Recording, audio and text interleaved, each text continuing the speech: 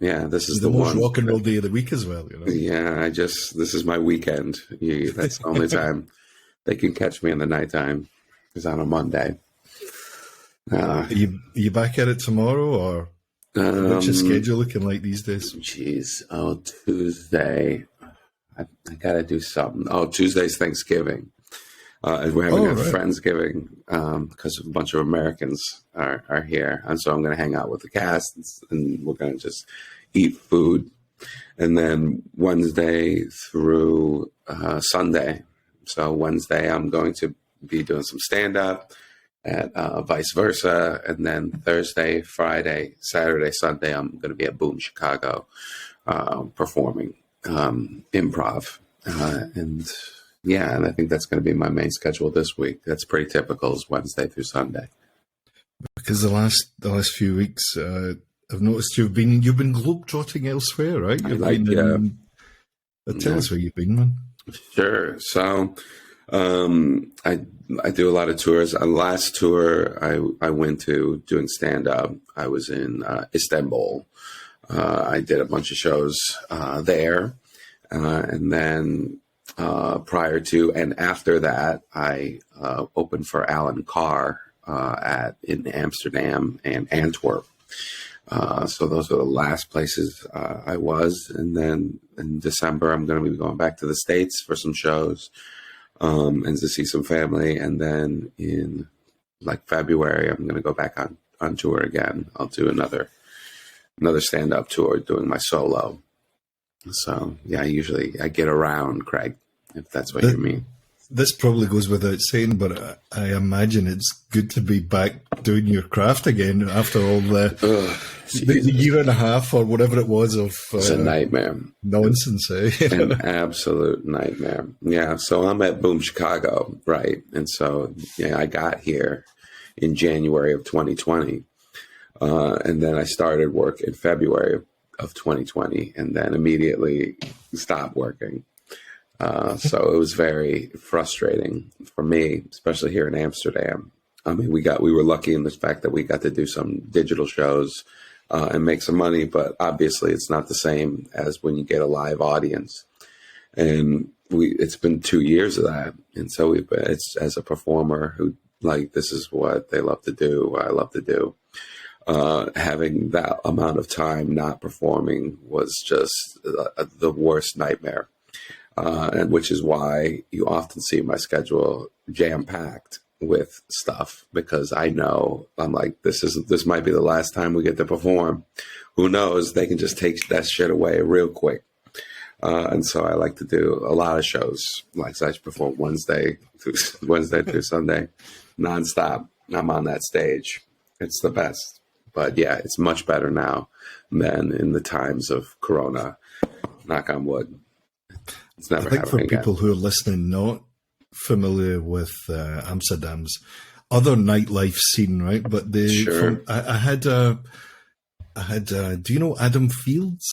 The Adam Fields. Yeah, Adam Fields, the bad boy of comedy. Yeah, I know Adam Fields. I was going to say you must have crossed. I just saw him yesterday. It was great. Right. We did an episode. I'm going to see him on Friday and Saturday. Well, you can shout out Adam. What's up? Right. And he told me his kind of how he got to where he was at that point. Did we do it mid-COVID? Yeah, I can't even remember. But an interesting clout. Now, what was he? A juggler, right? Adam was a juggler of some sort. He's some sort of British juggler. Backwards jugglers were very, it's bad, as you do. He was telling me that. So as we were kind of chatting away, but for those who are maybe not familiar with, as I was saying, Amsterdam's other nightlife, there seems to be quite a thriving comedy scene. Very much so, yeah. In Amsterdam? Oh, yeah. Big time. International comedy, too, is mainly what I'm saying, because I'm on the international comedy side. So there's just a very large English-speaking comedy scene happening here in Amsterdam, which is very exciting to be a part of and to take pleasure in. But obviously there's a Dutch comedy scene as well here, but I'm seeing a lot more international comedians coming through Amsterdam. for the weed, and to do some, I mean, it just really goes hand in hand. You got marijuana and you got comedy. It's a perfect combination, stand up. And so a lot of comedians come through here and perform, and we get to see their shows. And so it's becoming a good tourist stop, I'm finding, for people who are fans of comedy and want to visit Amsterdam and don't necessarily want to go to the red light district or smoke weed necessarily. It's a good alternative of fun culture, not of just English speaking, Dutch. There's Romanian shows, Turkish shows, Russian shows. There's so many different kinds of comedy that are coming through Amsterdam. I don't know that it's even unique to Amsterdam per se. I know that Amsterdam is it's very big from on the inside, but when you go to other cities too, I think that it's just now that COVID's kind of over, it's getting a lot more people going to shows and traveling and wanting to see comedy, and expats being in different places and wanting to see funny people from their culture come through without them having to go back home. It's a big market right now, at least that I'm seeing, which is super exciting. Other parts of the Netherlands are, so you get like Rotterdam, and then you maybe get some of the university kind of towns and stuff. But Amsterdam's maybe the hub. Yeah. Amsterdam's the big one, and I mean they'll say different stuff, I'm sure, in these other cities. They love having this little inner city Dutch rivalry. Firstly, Amsterdam might be the big spot for comedy, only because it's the major city in the Netherlands. But I see comedy shows opening up pretty much everywhere in the Netherlands, from Rotterdam to Delft to Haarlem to The Hague. Anywhere that there's a large number of people, you're going to find that they want to laugh at something. And that's where comedy is birthed out of those ashes. So that we get to see a lot of fun comedy shows for a lot of people, traveling comedians, to go exploit. And the Dutch are very fun people. They might not show their laughter well, but their hearts are filled with the love of laughter. But they are woefully Dutch. Take that for what it is. They lack in human emotion. I live in Germany, man, so I'm kind of You know what I'm talking about. I do a lot of shows in Germany, man. I like it as a challenge. It really challenges me to be like, all right, okay. I mean, would you say, like, speaking as an American yourself, would you say it's more just like the audiences in the States are a bit more into it, a bit more in your face, or they enjoy the repartee, this kind of thing, or you're there to be part of something, but the European audiences, in this case, in the West of Europe, are a bit more, not reserved per se, but a bit more, okay, let's see what you've got, kind of thing. Yeah, I think there's a little bit of both in that. It depends on what type of part of Europe or a culture you're entertaining. I've had the luxury of being able to go to have multiple different types of audiences in front of me. And to answer your first question, Americans, we are just, as I'm sure you've encountered, very loud and outspoken type of people.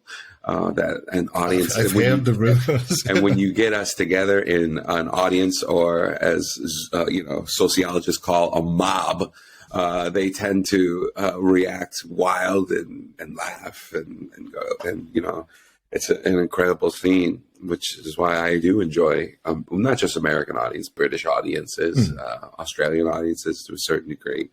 It's a fun thing. Although you take the good with the bad, while they might be very loud and showing of their appreciation of the show, you're going to get a wider variety of people who are having negative experiences with you and showing vocal, like yelling at you, heckling, throwing beer bottles. I mean, since I've moved to Europe, I get that 0% of the time, which is very, very fun.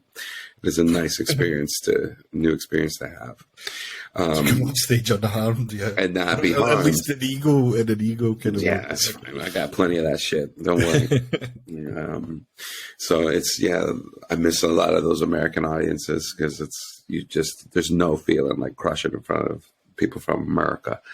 But when you can crush over here, what's different about it is that when you're entertaining different cultures, you have to kind of boil down your comedy into something that is universal. Like you have to do universal jokes that everyone, regardless of where you are born and your understanding, you can relate to in some manner.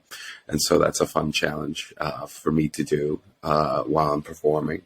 And then, of course, to toe the line and understand what people think are funny in different cultures. Some people think this, some people think that, some are more reserved, some are less reserved, some just want a certain type of comedy.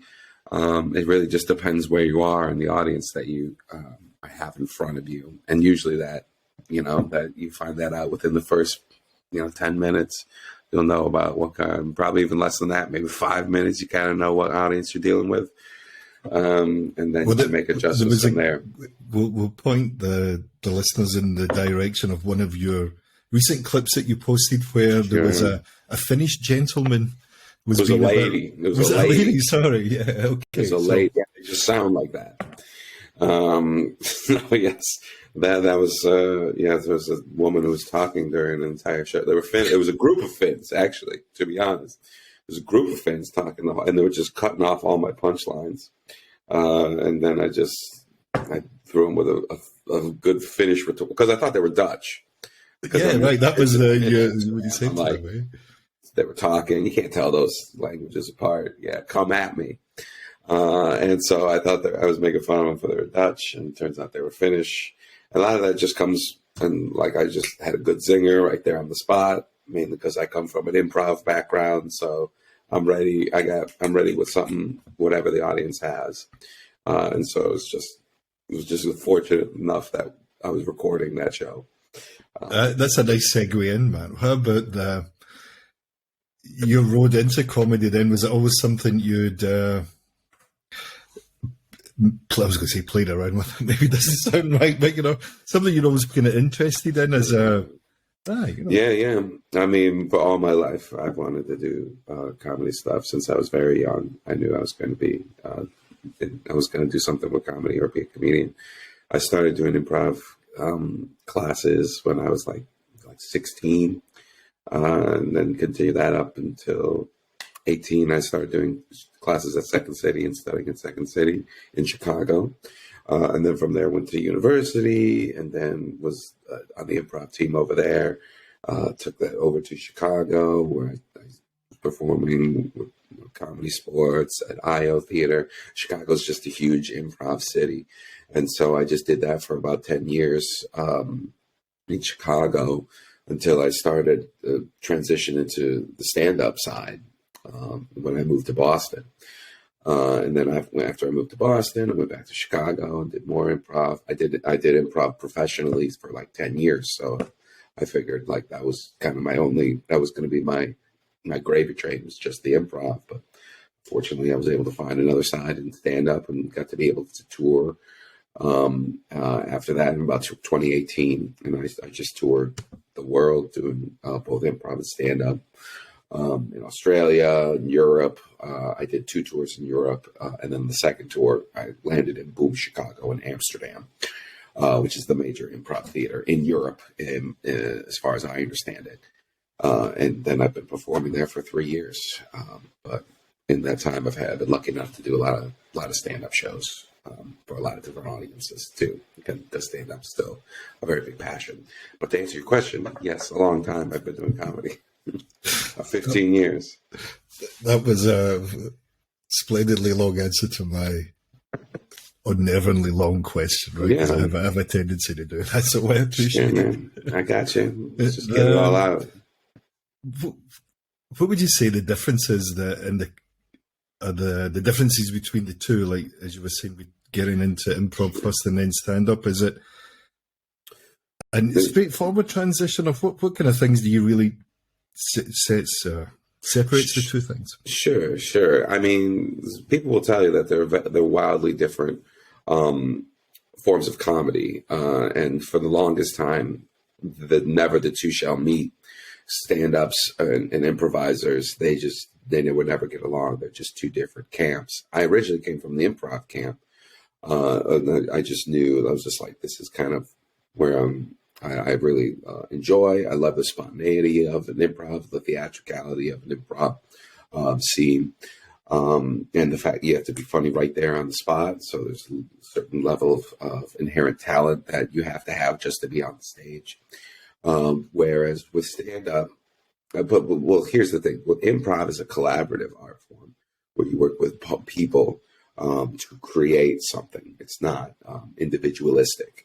So there's I'm only as good as the person next to me and vice versa. And we make something together right there on the spot based on a live interaction. But it's a shared victory. It's a victory that I share with everyone on the team. Whereas with stand-up, it's a solo endeavor. And so I'm only doing it by myself. It's just me. I'm writing it. It's not as spontaneous. Sometimes it is, and that's kind of what I enjoy about my style. Is I like to have a certain level of crowd work and spontaneity in the set, because I feel that that's a fun energy for a room, and a lot of stand-ups do that as well. But for the main part, it's written. I wrote the jokes. I performed them before, and I'm just the writer and the performer in that aspect. Fortunately, in improv, it's a very physical, and so a lot of my stand-up is also very physical and is character-driven. And a lot of improv is character-driven, and my persona on stage is a character of myself. And so that is easier to portray based on the improv training that I've had over the years. At least that's what I feel. But yeah, they're two, at the end of the day, you're still trying to make an audience laugh. You have to be knowledgeable of how a room feels, how the audience feels, what's working, what's not working. You have to be malleable in both endeavors. And I think it's important for a performer to have both skills. I think that's very helpful. At least it has been for me. So that's what I think. The show that really brought the improv scene to the mainstream was Whose Line Is It Anyway? I guess so, yeah. In terms of television, yeah. Whose Line Is It Anyway? We had that in the UK. That's right. Well, we stole it from you. Yeah, right. We stole it. Drew Carey. Drew Carey, right? Drew Carey, Ryan Stiles, Colin Mockery. They did the British ones as well. Yeah, I know. It was great. It was a golden time for improv is when that show was on. Just an absolute gold. It was the only golden time for improv was that show. And then now nobody knows that show. I can tell you. So maybe it's people of a certain vintage. It hurts though. It just hurts me because it was so good. And that type of improv, I did the longest. I did short form. That's short form improv. And so I perform short form improv professionally, even up until today, everywhere, because it's the most, it's the most not tangible but accessible form of improv for a mass audience. It's real easy to follow, and it's you get the laughs real quick. But yeah, Whose Line Is It Anyway? There's some other like long form improv shows, like Middleditch and Schwartz is an improv duo that's on Netflix. They perform as well. I mean, there's a couple, of course, films that tackle the subject, but of the two, stand-up and improv, stand-up is definitely been more popularized and is more universal. Well, they're like rock stars now, man. Right? If they weren't before, they definitely are. Definitely I'm saying they, as in, but I'm talking to one. So that's well, that's why I like to do some stand-up. Nice and fun. Yeah, I recently just watched the George Carlin documentary on HBO. He's great. The name of which escapes me. He's got so many. Oh, the new documentary. The new one, yeah. It's on HBO. Seth Rogen or Judd Apatow, one of those guys. I don't know. Put it together. I didn't see it. It's long, man. It's like 4 hours long, 3.5, 4 hours long in 2 parts. Well, he was very prolific. Interesting guy. Mm-hmm. Like, I didn't really know he was in the Air Force or how he started out as a DJ and all that kind of stuff. Hey, But spoilers, man! What the fuck? I won't tell you what happens at the end, right? Yeah, don't tell him. Yeah, I'm sure he's fine. I'm sure he's still okay. But yeah, really kind of interesting to see I think for a lot of people, this was also almost like a form of acting and performing, like his monologues, or because they're really long and really detailed and really funny, right? That's the crux of the matter. But right, yeah, George Carl's one of my favorites. Yeah, it's such a you can tell someone who's good at their craft, right? When he's the man was a genius. Yeah, he's fucking incredible. The way that he wrote and performed it was just really unparalleled. I still haven't seen it, so if he did heroin, and I didn't know about that. I didn't watch it. I don't know what the twist is in the documentary. I won't spoil George it anymore. Carlin. But really good. I'm sorry. Go ahead. No worries, man. Really good, really funny. But quite insightful as well. I mean, obviously a bit of a troubled character, as we all are in some types of ways, all that stuff. Sure. Really interesting. For yourself, what kind of, where do you go for inspiration, or who inspires you, or who did inspire you maybe in the beginning, if we go back? Well, George Carlin definitely inspired me in terms of stand-up. He's my number one. Don Rickles is a very fun stand-up comedian from back in the day. That I enjoy that style. I think that's similar to my style, not just the insult style, but just like the abrasive kind of a comedy that he does. And then like things like SNL. I watched SNL for the longest time when I was a kid. That inspired me to do wacky, things like Chris Farley, his physical comedy, and that era of comedy, of silliness and stupidity. I enjoy very much, and I try to bring that level of stupidity into my performance, as well as my physical. I like it very physical. That physical type of comedy makes me excited. The ability to do weird stuff makes me just incredibly, just the weirder it can be. That is just very fun for me to exploit. And I like that art style of it, the avant-garde, just like, this is stupid. I know this is dumb. This is dumb for the sake of dumb. That level of frustration is amusing to me. And so I will do that. Things like Tim Robinson, I'm sorry, from I Think You Should Leave. That tickles me. That show tickles me so good. And he was because it's Chicago style comedy. That type of comedy makes me laugh, and that's what I like to do if I can. I feel like it comes off as angry, but that's funny. I guess it's to me. I don't feel that way. I don't. Yeah, it's like the opposite of how I feel. So it's very fun to do. Was there anything that really kind of turned you off from it, like when you were kind of experimenting through the stages of improv and stand-up in your career? Was there stuff that just didn't? You were like, maybe not. Yeah, well, you kind of have to, when you're starting out, you kind of have to just test your certain stuff and what tastes are. It's very much like being a baby in your relationship with your parents, and you test boundaries of what's okay to do, what's okay to say. It's that same thing, but instead it's on stage. So I test all right, if I do a scene like this, well, I'm going to talk about improv and stand up as well, but I'm like, if I'm in an improv scene and I do a scene that starts in this kind of manner, it elicits this type of positive response X amount of times, 60%. So it's like, all right, that I'm going to put that into that's a good category. Anytime I play a character that has a big voice like this, it gets this level of response from an audience. All right, that tells me this about most audiences. I do that again, it just reaffirms that. And the same thing is with stand-up. If I tell a joke on stage and then it gets a laugh, I'm like, all right, this joke there's something to this joke. Let me try it again. Gets another laugh. I'm like, all right, the joke's probably good. Let me try it again. Gets another laugh. I'm like, it's definitely a good joke. So now I know that this works. This resonates in some manner with people. And other times, like maybe you'll try to do a risque joke. Some jokes you think are like, this isn't risque, and you get up, ooh, and it's like, okay, all right, I got you. I see what you're feeling.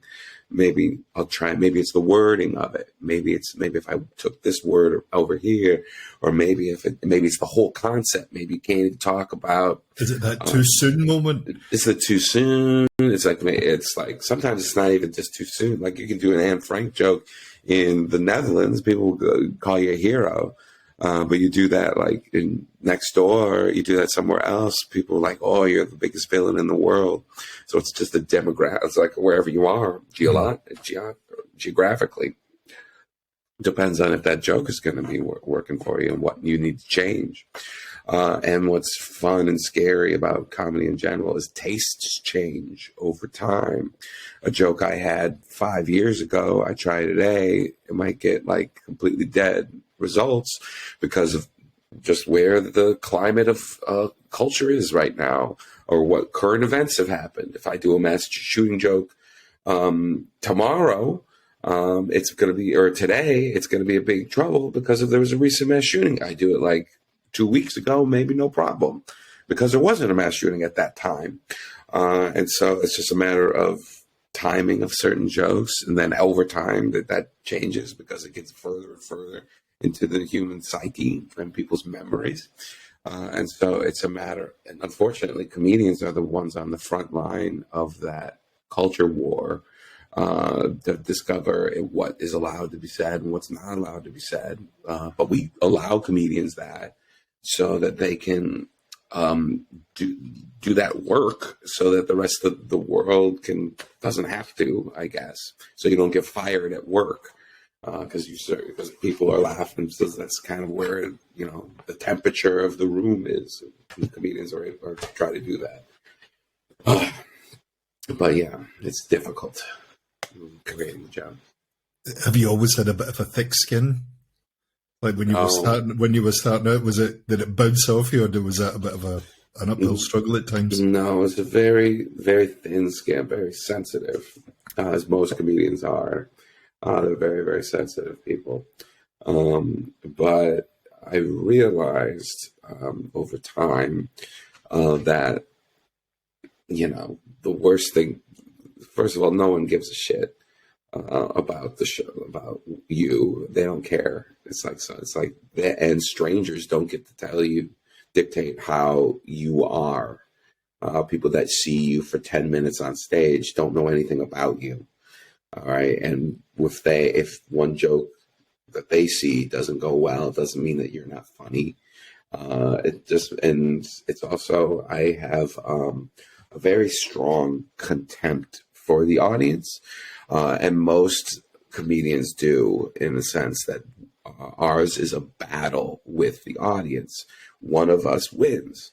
Either I win and the audience laughs, or the audience wins and they don't laugh. And they get to see someone like die. It's like an execution, Yeah. Or it's like, either way they get someone dies. It's either the audience or the comedian. It's like gladiatorial. It's very gladiatorial. Yes. It's very gladiatorial. And so in that, I as a comedian have to hate what they represent. And so if they are winning and they're not laughing, that makes me laugh, because no matter what, they still have to watch me perform and do whatever. Because if they weren't cowards, which all audiences are cowards, if they weren't cowards, they would be on stage, and I would be in the audience. But since they're cowards and I'm very brave, they have to see me perform. And that's not just me, that's anyone who is in the performing arts, in my opinion. Anyone that's in any performing arts that performs live on stage is a million times more brave than anyone watching. And so that level of pride that I have for both myself and for the performers in the arts makes me never worried about what the audience thinks. If they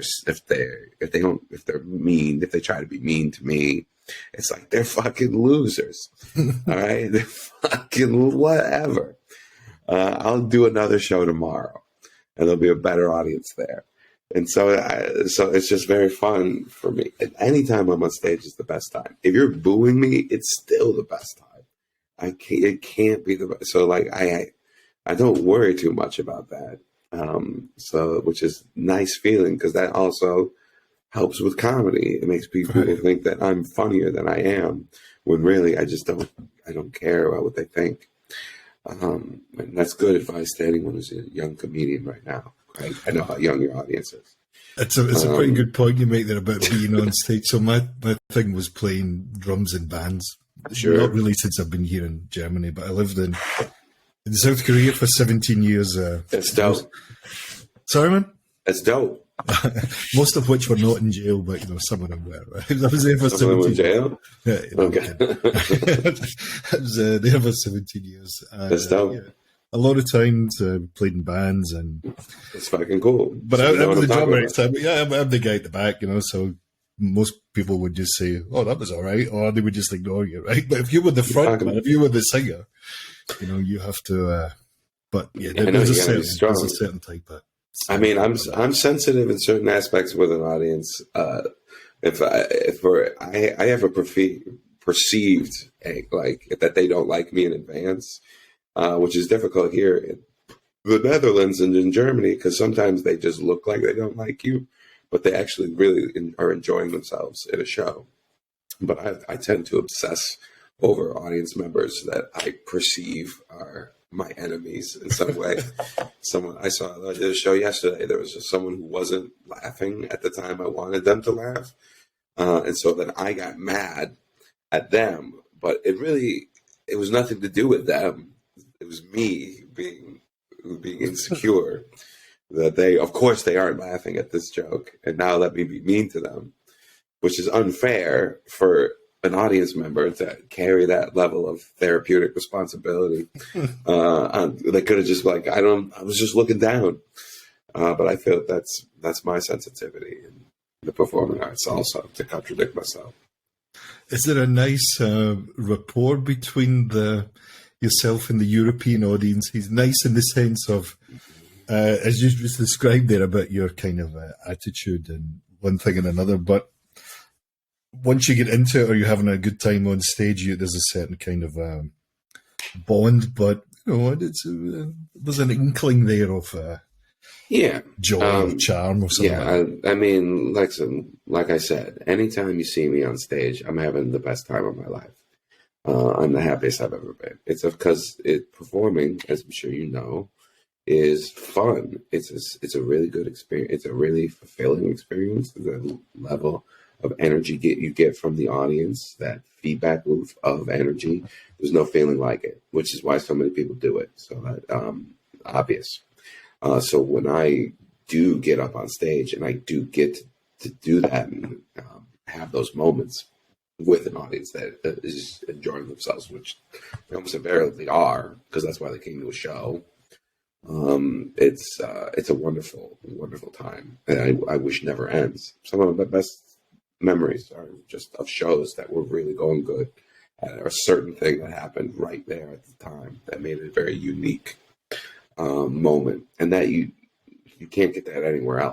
And that's what really helped me in decision of career, because I knew this is like what I wanted to do early on, and so to be able to do that every single day and get paid for it is incredible and incredibly blessing. It's a blessing, and so I try to experience and keep that cognizant in my mind when I'm on stage performing for audiences, because sometimes you can forget how lucky you are to be doing this.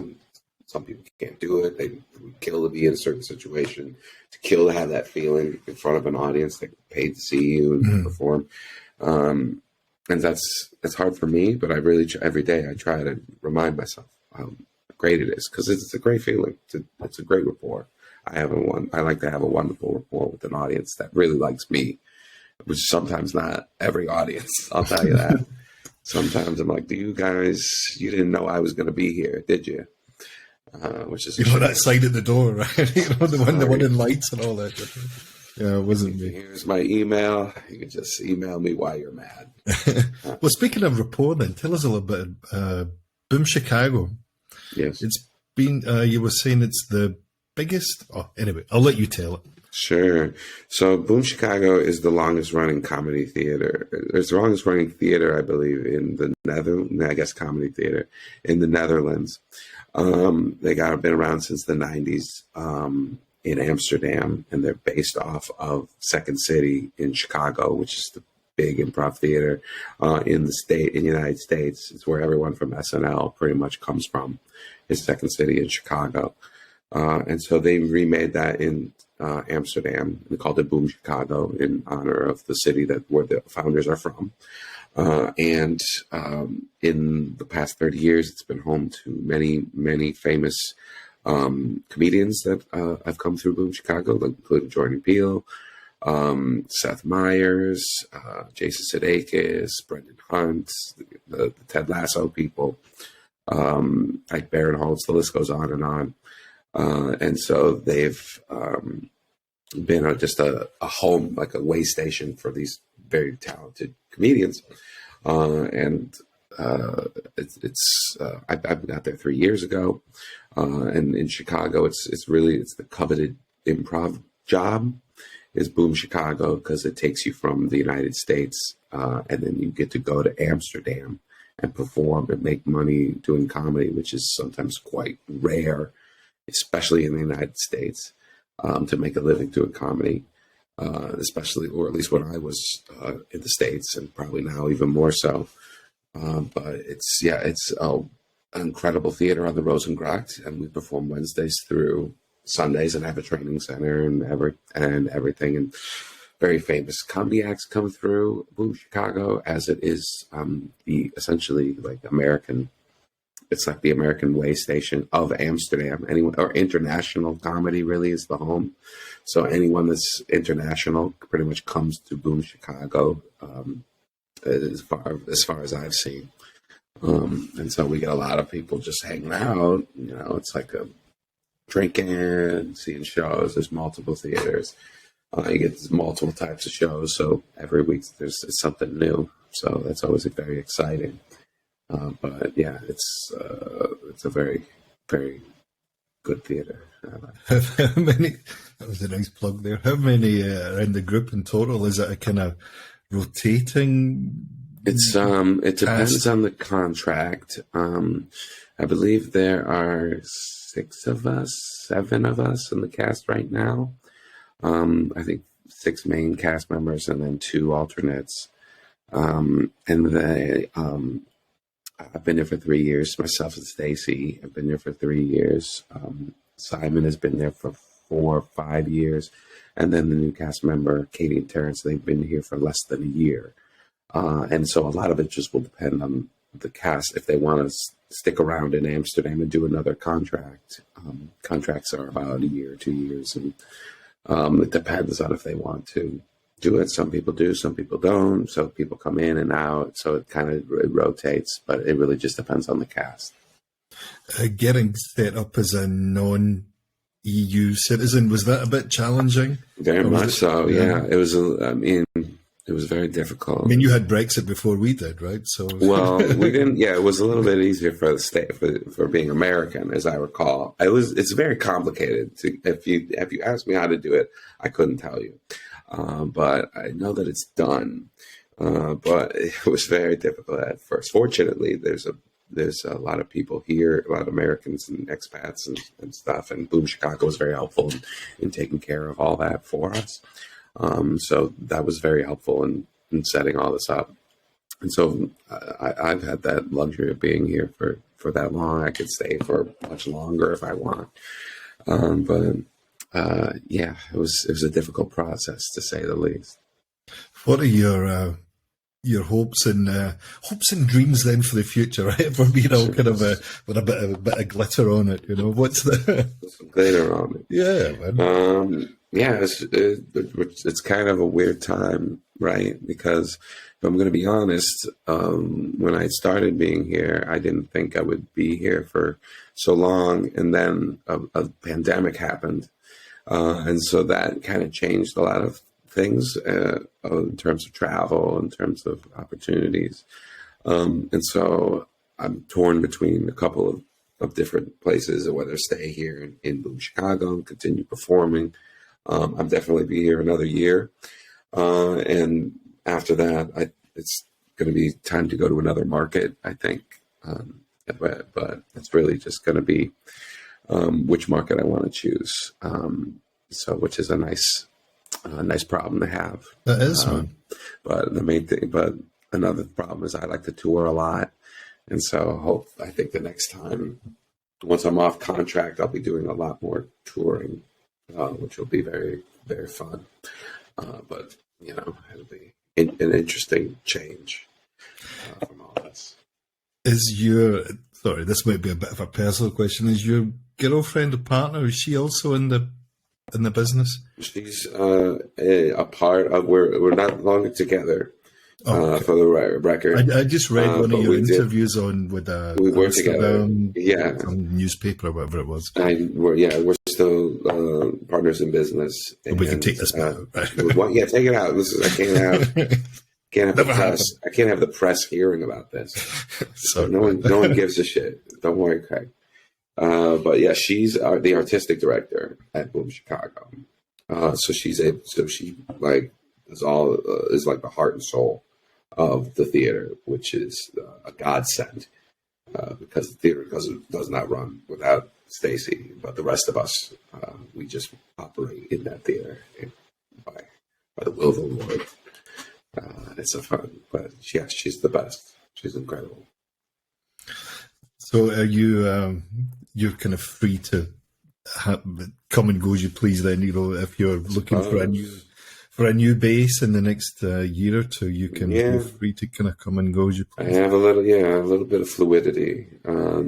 It's been 3 years since I've been in the States, so I'm also jonesing to get back to Chicago to do some shows. Embrace the madness. Embrace the madness, man. There's no madness like it.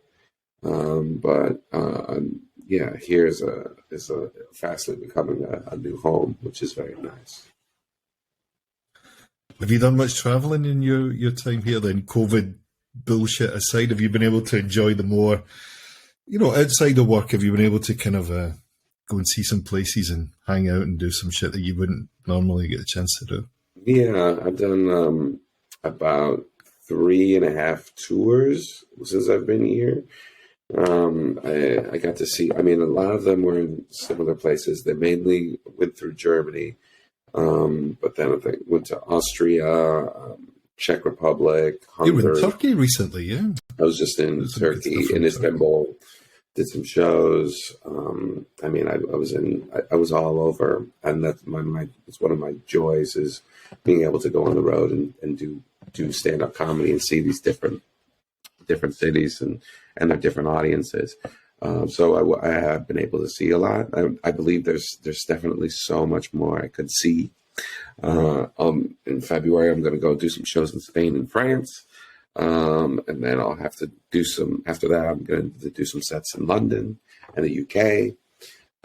But yeah, there's never enough time, unfortunately, because I also enjoy doing shows in Amsterdam and at Boom. So it's a shame because I'm torn between two loves of improv and of stand-up. So it's a good problem, I guess, to have. But if I had my way, I would go pretty much everywhere and do stand-up for every single person from every single city ever. But it's difficult travel-wise. And I especially am excited to go to places that no one wants to do stand-up in, like that are dangerous places. And I'm really excited. I want to do some shows in Kiev and Ukraine. because I feel like those places need laughter the most. So yeah, there's not a lot of laughs really been going on in that part of the world now, and it's important. we shouldn't snigger.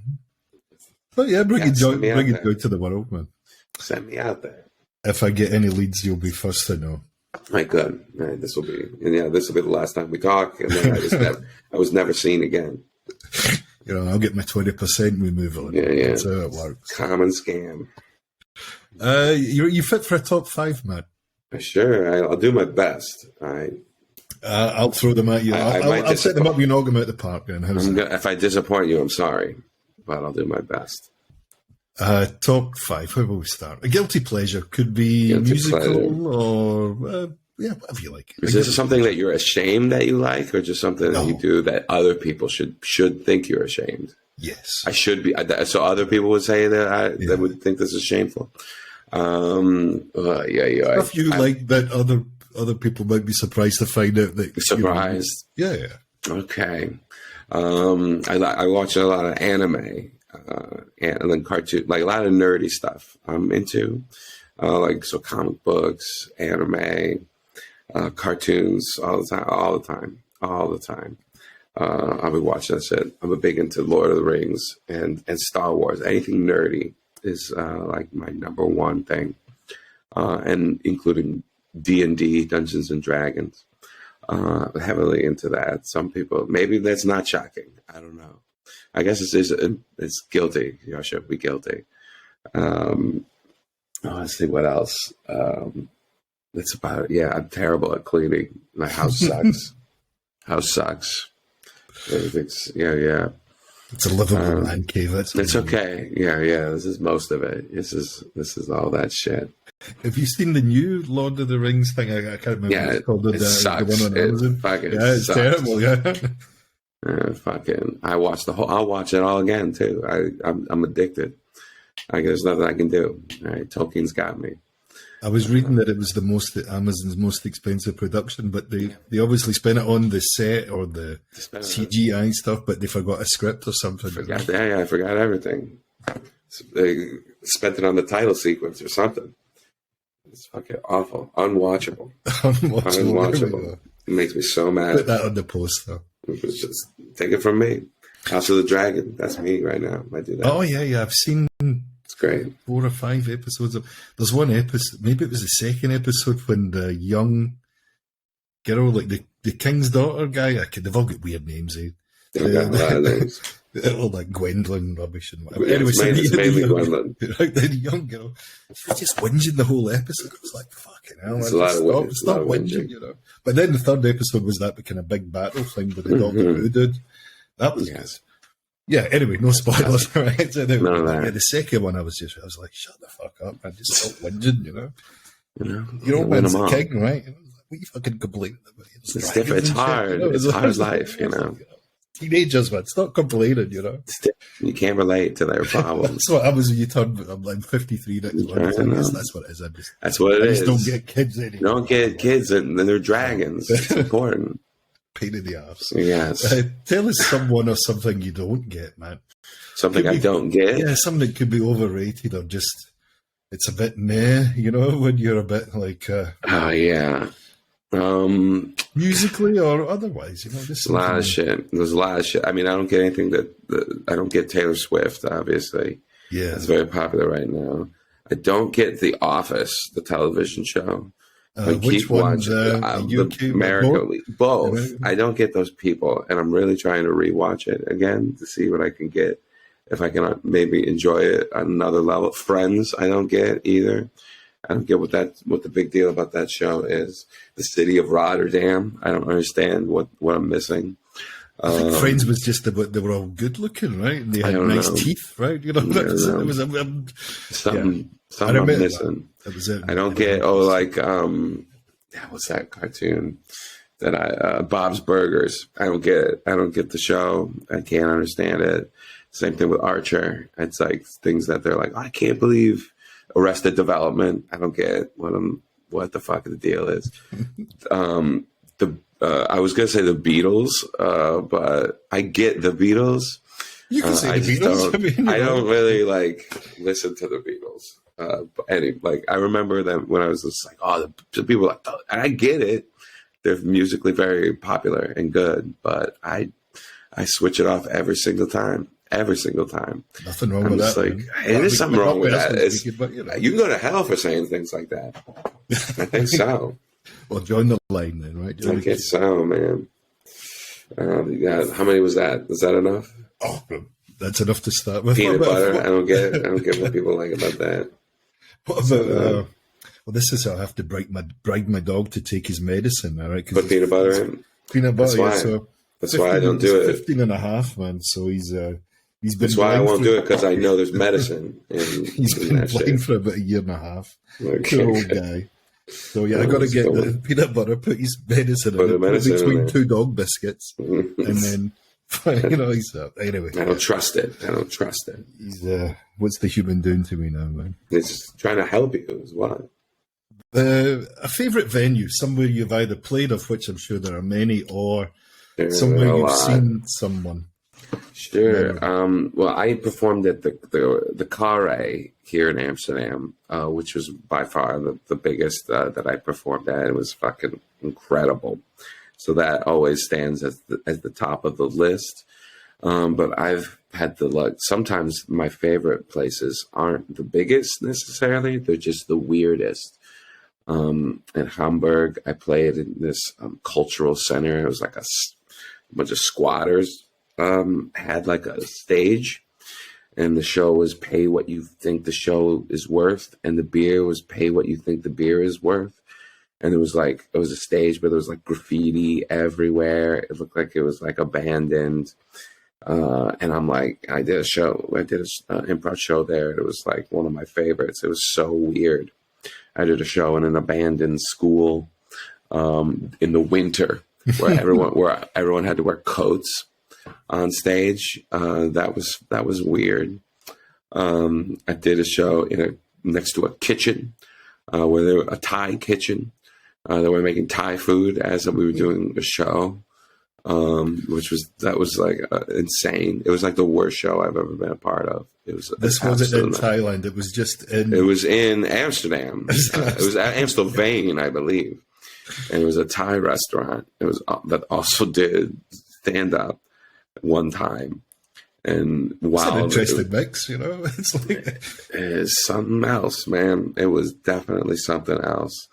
There's some great venues in Prague, in Berlin. Berlin has a lot of fun venues. I did show in a taco store. Shout out to Crazy Nate's in Nuremberg, and Cologne has a lot of great venues as well, and.